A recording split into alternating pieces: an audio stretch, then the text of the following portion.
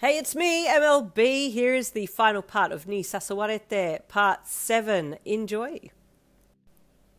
As you dashed into another room from the first room, a sudden beam of yellow shot in front of you, and you only just managed to dodge over it in a forward roll style and then bounce back up on your feet and keep running. Damn, you heard the colour Hashira mutter as you dashed back out into the hallway again and raced down it. Suddenly the large man who had been chasing you appeared in front of you, and you tried to stop but slipped over and slid through his legs before he could grab you. Then, spurred by adrenaline, you were back up on your feet again and hurling along. Your desire to get the book back to Muzan was the only thing that you were focused on, and it was going to take a fair number more of people to stop you. Spotting a table in the hallway, you ran for it and jumped up onto it, locating the vent in the roof easily and aiming for it with your fist as you jumped and punched up mid-air, knocking the vent lid flying before shooting through the hole and disappearing up into the ceiling. "What the heck?" the colour Hashira said with surprise when she saw you move so effortlessly. "Isui, watch out! I don't know what's going on, but I think this one has some kind of ability. They're stupid fast." "Being fast is flashy, and I'm the flashiest of them all," Isui replied as he kept pace underneath you, running along the hallway as he kept his ear tuned on your movements above.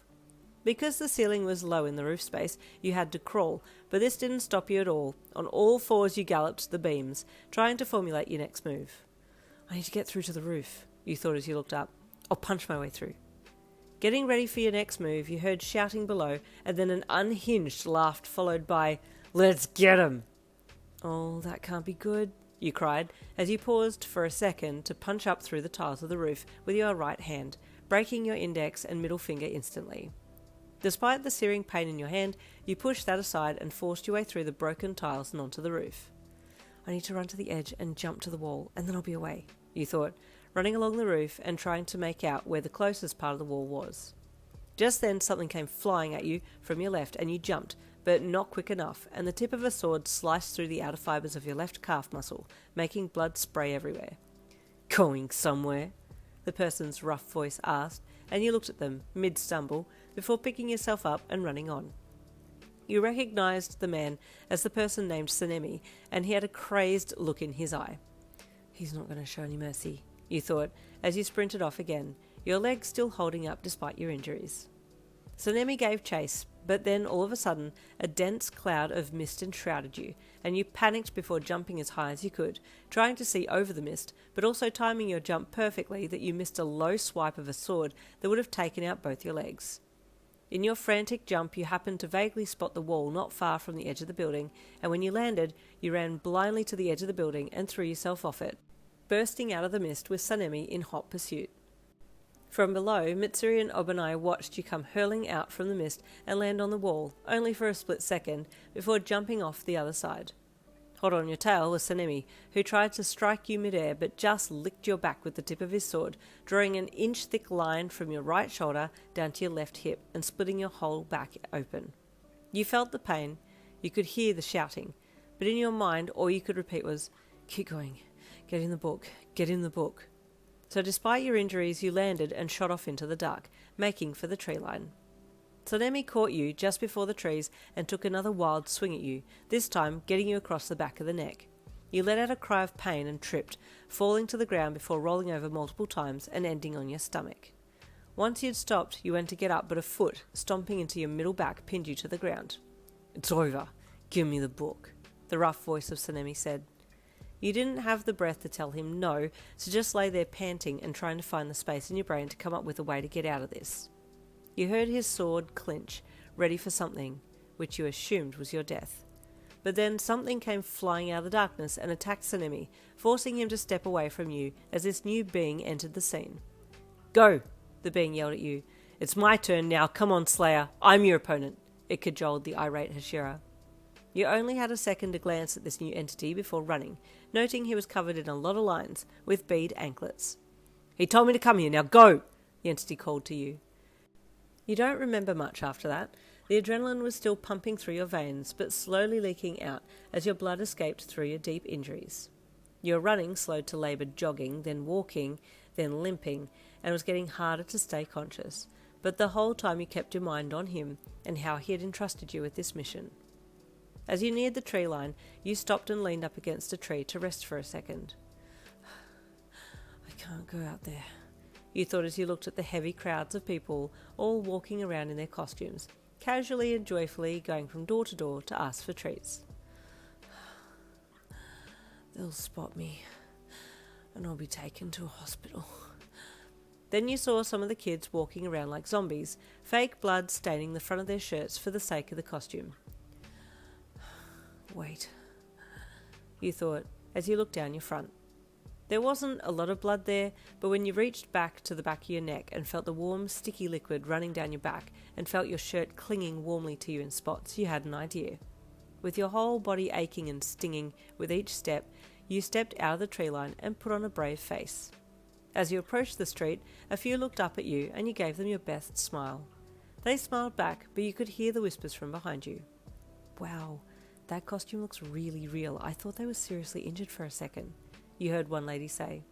Others agreed and you continued on. I just need to keep this up until I get back to him, you thought, as you tried to hurry but not make it look obvious. Hey, you, miss, a street vendor called. You have the most realistic costume I've ever seen. Here, have a free dumpling on me. Oh, you're so kind, you said as politely as you could. But I'm on my way to a Halloween party, and I don't want to ruin my appetite. Ah, fair enough. Have a wonderful night, he said, and you smiled and continued on. Ducking down a side street, you had to pause for a second and place your hand on the wall. You didn't have much energy left now, and there was a ringing in your ears, and your head felt light and dizzy. Where's home? Where's home? I need to get home, you cried internally, looking up to keep going. It was another painfully slow half hour before you finally found the house and made your way to the front door and then entered. There you closed the door and dropped to your knees, your breath coming in ragged gasps. On hands and knees you now crawled, dragging your near-lifeless body up the hall as blood stained the boards beneath you. When you got to Muzan's door, you bowed your head to your hands, your whole body shaking in effort to hold your form from the floor. Wyen, come, Muzan's voice said from the other side of the door, and you gathered what little strength you had left to reach for the door to slide it open, but you could only manage it in increments. Your vision blurred, and your eyelids drooped as you fell across his threshold and used your hands and feet to slide yourself along the floor to his bedside. Yours, you croaked out as you feebly reached into your shirt and pulled out the book, sliding it along the floor towards him. Slowly you felt your soul leaving your body. All was quiet, warm. The pain felt like it was far away.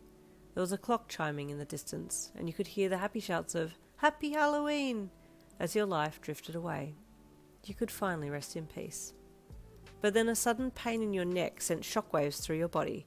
It felt like nails being dragged down a chalkboard, crossed with the feeling of being doused in the flow of a nice hot shower, and you cried out in painful ecstasy. Bright lights flashed in your vision, and you felt your body contort on the floor. What on earth was happening to you? Then everything calmed down and your vision came back to you. You felt strong. There was no pain, and you were laying before your man. Good, Muzan smirked when he saw you laying there looking up at him. You have pleased me, so I've given you your wish. You are mine forever now. You will do as I say and stay by my side. The mark in your eye shows who you belong to and who you will obey. Rise up, sit at my right hand, for you are now a demon lord, second only to me, for you lay down your human life to serve me. Yes, my lord and my master, you said as you easily rolled and got onto your knees. My immortal life is to be lived for you and you only. Well said, he said as he grabbed your chin and yanked it up to press his mouth to yours. The end of the Muzan mini-series. I hope you enjoyed that. Stay tuned for next week for yet another Demon Slayer one-shot. I'll see you then.